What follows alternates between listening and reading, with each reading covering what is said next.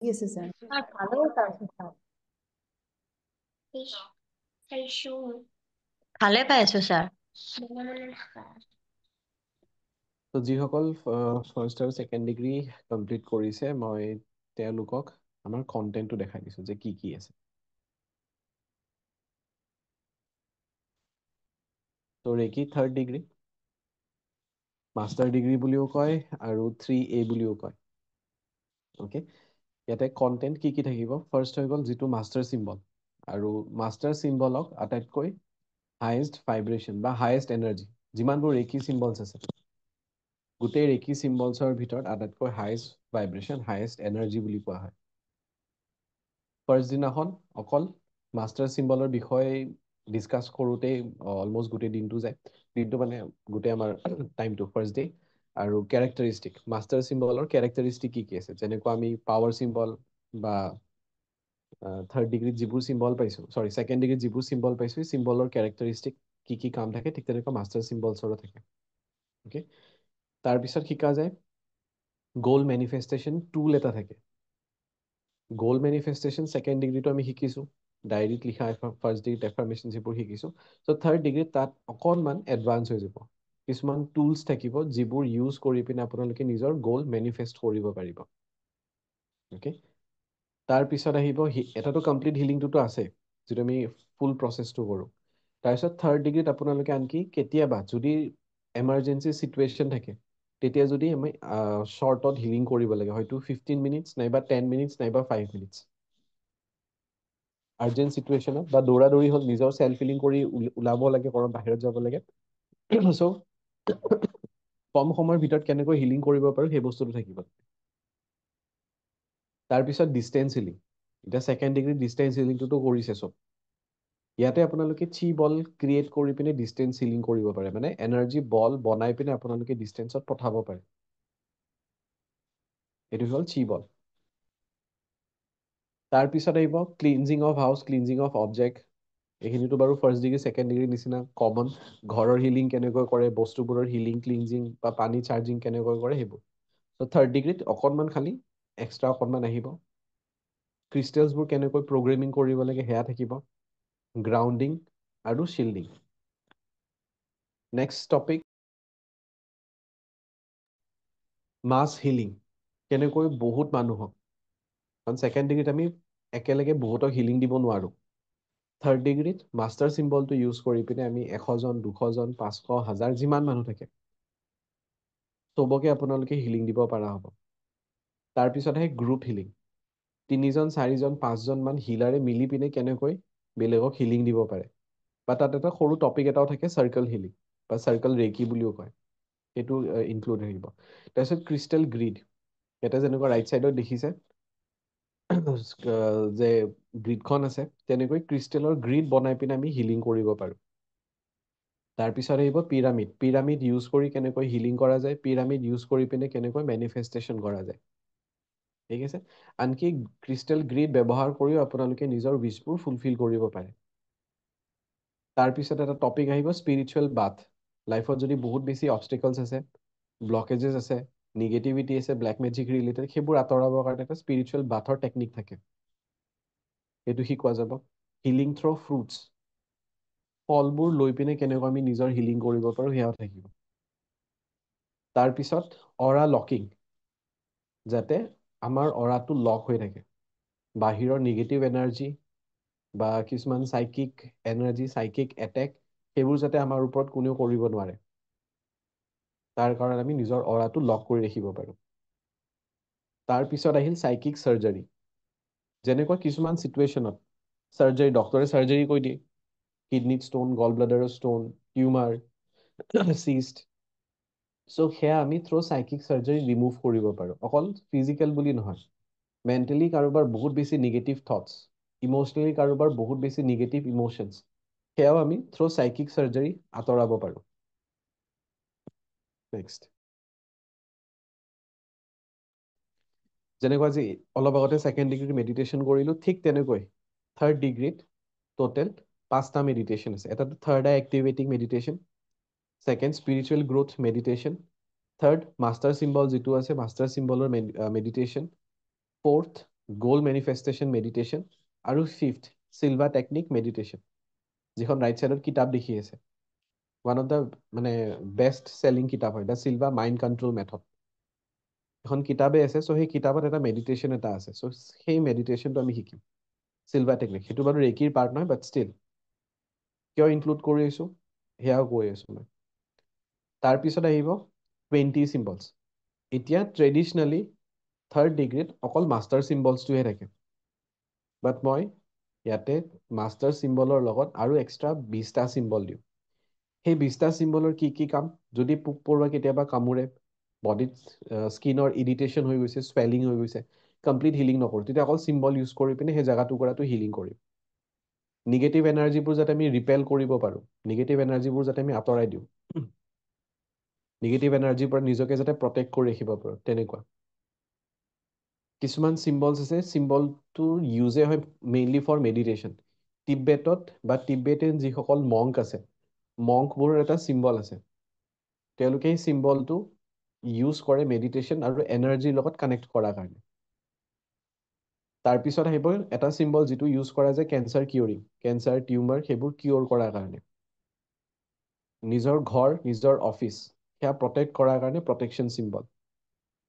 এটা চিম্বল যিটো symbol use কৰি পিনে ঘৰত আমি অস্পিচিয়াছ এনাৰ্জি আনিব পাৰোঁ, যাতে সেই ঘৰটো বা অফিচো হ'ব পাৰে, ফেক্টৰী হ'ব পাৰে, ফেক্টৰীত যাতে সেই ব্লেছিংছ আহে। আৰু এটা চিম্বল যিটো good Fortune, good luck, continuously যাতে ডিভাইন এনাৰ্জি আমাৰ বডিত বা ঘৰত ফ্ল' হৈ থাকে তাৰ কাৰণে। বহুত বেছি অবষ্ট্ৰেকশ্যনছ আছে, অবষ্টিকলছ আছে, সেয়া আঁতৰাবৰ কাৰণে নেক্সট চিম্বল। ব্লেক মেজিক, তন্ত্ৰ, মন্ত্ৰ সেইবোৰ আঁতৰাবৰ কাৰণে এটা চিম্বল। শিৱ শক্তি এনাৰ্জিটো বেলেঞ্চ কৰাৰ কাৰণে। যেনেকুৱা আমাৰ চবৰে বডিত মেল এনাৰ্জি, ফিমেল এনাৰ্জি আছে। Male energy for profession, female energy for relationship, দুইটাই বেলেঞ্চ লাগে, কম বেছি নচলে। চ' সেই শিৱ শক্তি এনাৰ্জিটো বেলেঞ্চ কৰাৰ কাৰণে ফিউজন এনাৰ্জি এটা থাকিব। কিবা বস্তুৰ পৰা বা কোনোবা মানুহৰ পৰা ডিটেচমেণ্ট কৰাব লাগে, ডিচকানেকশ্যন কৰিব লাগে, বা যাতে আমি ফ্ৰী হৈ যাওঁ। কেতিয়াবা কিছুমান মানুহৰ পৰা আমি বহুত বেছি এটাচড হৈ থাকোঁ, সেই মানুহৰ পৰা যাতে এটাচমেণ্টটো আমাৰ আঁতৰি যায়, স্পেচিয়েলি ৰিলেশ্যনশ্বিপত। কেতিয়াবা মানুহজন গুচি যোৱাৰ পিছতো এটাচ হৈ থাকোঁ, চ' সেই বস্তুটো ডিটেচ কৰিবৰ কাৰণে এটা চিম্বল ইউজ কৰা যায়। তাৰপিছত আৰু এটা চিম্বল, যিবোৰ চিম্বল ইউজ কৰি পিনে আমি নিজৰ চাক্ৰাৰ বডি মুভমেণ্টবোৰ কাৰেক্ট কৰিব পাৰোঁ। চাক্ৰা নৰ্মেলি আমাৰ ক্লকৱাইজ ঘূৰি থাকে, যদি এণ্টি ক্লকৱাইজ ঘূৰে তেতিয়াহ'লে কিছুমান ইছ্যুজ আহে। চ' চাক্ৰাবোৰ ক্লকৱাইজ যাতে ঘূৰে, প্ৰপাৰ ডাইৰেকশ্যনত যাতে ঘূৰে, তাৰ কাৰণে চিম্বল ইউজ হ'ব। তাৰপিছত এটা চিম্বল, যাতে আমি ডিজিটেল চিষ্টেম যেনেকুৱা মোবাইল, লেপটপ বা যিমানবোৰ আমাৰ ঘৰত ডিজিটেল বস্তু আছে, মেচিনাৰী বস্তু আছে, সেইবোৰক হিলিং দিয়াৰ কাৰণে চিম্বল। ৰিমুভ নাগ দোষ বা যিটো কাল চাৰ্প দোষ বুলি কোৱা হয়, সেয়াও চিম্বল আছে। আৰু কিছুমান চিম্বল আছে, এইবোৰতো বাৰু ইয়াতে দিয়া নাই। বনাছ হিচাপত ইয়াতে থাকিব এডভান্স হোপনপনো, এডভান্স ল অফ এট্ৰাকশ্যন, আৰু এটা ছাৰপ্ৰাইজ বনাছ, যিটো ছাৰপ্ৰাইজ বনাছৰ ফিয়ে হয় 6,000, আৰু একচুৱেলি 6,000 হয়। যোনে যোনে থাৰ্ড ডিগ্ৰীটো কৰিছে তেওঁলোকে গম পায়, বাট মই সেই ছাৰপ্ৰাইজটো ক'ব বিচাৰা নাই, চ' বাকী ষ্টুডেণ্টও যাতে নকয়। ঠিক আছে। আৰু একচুৱেলি 6,000 মানে এনেকুৱা নহয় যে আপোনালোকে কোৰ্চ কৰাৰ পিছত যেতিয়া সেই ছাৰপ্ৰাইজটো পাব, মানে ফিল হ'ব যে এইটো ছাৰপ্ৰাইজৰ ভেলুৱে সেই 5,000 to 6,000 হয়। অ'কে। ছেকেণ্ডলি, ইয়াতে যিসকলে বেলেগতো শিকিছে, ছেকেণ্ড ডিগ্ৰী, ফাৰ্ষ্ট ডিগ্ৰী 3-4জনমান আছে, বাট নৰ্মেলি মই বেলেগত শিকা ষ্টুডেণ্টক নলওঁ। ৰিজন এইটো হয় যে বাহিৰত 24 পইণ্টছ বা 12 পইণ্টছ সেয়া শিকায়, মই অকল চাক্ৰা হিলিং শিকাওঁ। এতিয়া তেওঁলোকৰ এইটো মাইণ্ডত আহিব পাৰে, ৰেকিটোতো হয়, ৰেকি যেতিয়া ষ্টাৰ্ট হৈছিলে 24 পইণ্টছতে হৈছিলে, কিন্তু এতিয়ালৈকে প্ৰায় 4 years, মানে 4 বছৰৰ বেছি হৈছে শিকোৱা, চবেই ৰিজাল্ট পাই আছে, গ্ৰেণ্ড মাষ্টাৰো হৈ গৈছে ইয়াৰ পৰা, তেওঁলোকেও 7 চাক্ৰা হিলিঙে শিকায়, তেওঁলোকৰ ষ্টুডেণ্টও ৰিজাল্ট পাই আছে। আৰু ছেকেণ্ডলি 24 পইণ্টছত বহুত সময় লাগে, বহুতে ফাৰ্ষ্ট ডিগ্ৰী, ছেকেণ্ড ডিগ্ৰীৰ পিছত বাদ দিয়ে হিলিং কৰা, ৰিজন 2 ঘণ্টাৰ বেছি লাগে। বাট আমি যেতিয়া চাক্ৰা হিলিং কৰোঁ, ইমান সময় নালাগে, 40-45 মিনিটছৰ ভিতৰত আমাৰ হিলিং কমপ্লিট হৈ যায়। তো সেইটো ৰিজনতে মই থাৰ্ড ডিগ্ৰীত বাহিৰা ষ্টুডেণ্ট নলওঁ, কাৰণ মানে মেনেজ কৰিব টান পায়, মাজত খেলি মেলি লাগে, আৰু বহুতে অৰা কেনেকৈ ক্লিন কৰে সেইবোৰো নাজানে। শিল্ডিং গ্ৰাউণ্ডিং কি হয় এইবোৰ গম নাপায়, ৰেকিৰ 4 পিলাৰ কি হয় সেইবোৰ নাজানে, চ' মাজত অকণমান খেলি মেলি তেওঁলোকৰ লাগিব। চ' সেইটো কাৰণে মই মানে ছেকেণ্ড ডিগ্ৰীটো নলওঁ, থাৰ্ড ডিগ্ৰীটো লোৱা নপৰে। বাট বহুতে সুধি আছিলে থাৰ্ড ডিগ্ৰীত, তেওঁলোকে জইন কৰিব বিচাৰিছিল, আৰু মই 20 চিটছে ৰাখিছিলোঁ নিজৰ ষ্টুডেণ্টছৰ কাৰণেও, আনকি অকল এটা খালী আছে, মানে 19 চিটছ আমাৰ কমপ্লিট হৈয়ে গৈছে। আৰু যিহেতু কন্টেন্ট কি হয়, কি কি থাকিব বহুতে সোধে, চ' সেইকাৰণে আজি চবকে মই মাতিছিলোঁ। ঠিক আছে, চ' বাহিৰা ষ্টুডেণ্টে যিসকলে এতিয়া শিকিম বুলি ভাবি আছে, মানে বাহিৰা মানে যিসকল প্ৰিমিয়াম আছে, একচুৱেলি এইটোতো ইউটিউবত যাব, বাট চব নহয়, মানে যিসকল প্ৰিমিয়াম ষ্টুডেণ্ট আছে তেওঁলোকে যদি এই বস্তুখিনি মেনেজ কৰিব পাৰোঁ বুলি ভাবে, যে মই 24 পইণ্টছ মোৰ এতিয়া হেবিট হৈ গৈছে, 7 চাক্ৰা মইতো নোৱাৰিম, তেতিয়াহ'লে জইন নকৰিব, খেলি মেলি লাগি যাব। তেতিয়াতো যদি মানে আমাৰ লগত কানেক্ট হ'ব বিচাৰিতো ফাৰ্ষ্ট ডিগ্ৰীৰ পৰা আহিব পাৰে। যদি ভাবিছে যে নাই মই টাইম মিলাই পিনে বা নিজৰ এইবোৰ ষ্টেপছ মই এডজাষ্ট কৰি ল'ব পাৰিম, তেতিয়াহ'লে আহিব পাৰে। কিন্তু মই বেচিক্সবোৰতো আৰু মানে ইয়াতে নকওঁ, যে গ্ৰাউণ্ডিং কি হয়, অৰা ক্লিনিং কি হয়, অৰা কেনেকৈ চাই, অৰাবোৰৰ কালাৰ কি হয়, মানে বেচিক পৰ্চনছবোৰ আৰু ইয়াতে মানে কভাৰ নহয়, কাৰণ অকল থাৰ্ড ডিগ্ৰী ক্লাছ, যদি মই এডত দিছোঁ যে 7 ডেজ, আমাৰ 7 ডেজত কেতিয়াও কমপ্লিট নহয়, 8 to 9 ডেজ লাগিয়ে যায়। আৰু 3টা এটিউনমেণ্ট থাকে, মাষ্টাৰ চিম্বলৰ, 20 চিম্বলছৰ, আৰু এটা স্পেচিয়েল এটিউনমেণ্ট যিটো মই স্পেচিয়েল বনাছ বুলি কৈছোঁ। চ' 3টা এটিউনমেণ্ট থাকে। তো সেইকাৰণে মানে আমাৰ দীঘলীয়া চলে, আৰু মেডিটেশ্যনছবোৰো তেনেকুৱা থাকে, তো অফলাইন পচিবলে নহয়। যে 5টা মেডিটেশ্যনৰ কাৰণে ডেইলি, মানে আমি যে মেডিটেশ্যন যদি কৰোঁ, এদিনত 5টা 4টা মেডিটেশ্যন নোৱাৰি, পচিবল নহয়, বহুত কিবা লাগি যায়। লাষ্টৰ দিনাখন চবেই এইটো কয় যে অফলাইন পচিবলে নাছিলে এইখিনি ক্লাছ। তো 9 ডেজটো মিনিমাম আমাক লাগিবই কমপ্লিট কৰাৰ কাৰণে। ঠিক আছে, চ' যোনে যোনে ৰেজিষ্ট্ৰেশ্যন কৰে, কৰি ল'ব আজিৰ ভিতৰতে, বা এটলিষ্ট কালিলৈকে যাতে ৰেজিষ্ট্ৰেশ্যনটো কমপ্লিট কৰি লয়। অ'কে, তাৰপিছত আমি ক্লাছটো ষ্টাৰ্ট কৰিম 2 তাৰিখৰ পৰা, 2 ডিচেম্বৰ। তাৰপিছত আকৌ কেতিয়া হ'ব, মে বি মাৰ্চ, এপ্ৰিল, বা মে', এপ্ৰিল মে'ৰ ওচৰত হ'ব নেক্সট আমাৰ ক্লাছ।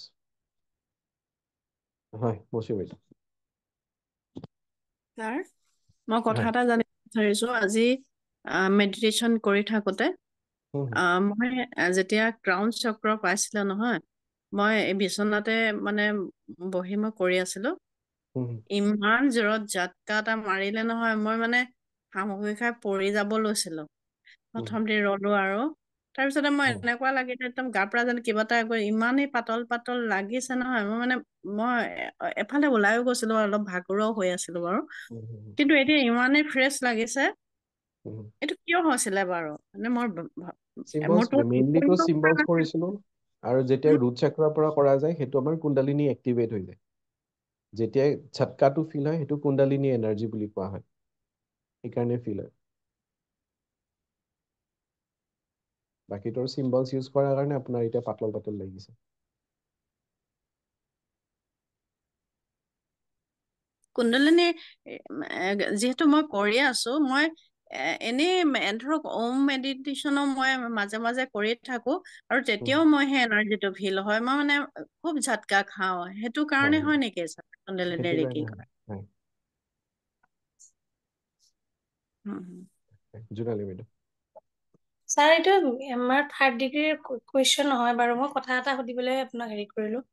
হুম হুম। যিটো আপুনি স্বৰ বিজ্ঞানৰ যিটো মিটটো ক'লে, কেলে কেনচেল কৰিলে বাৰু? কাৰণ আমি কৈ আছো ৰ'ব, কি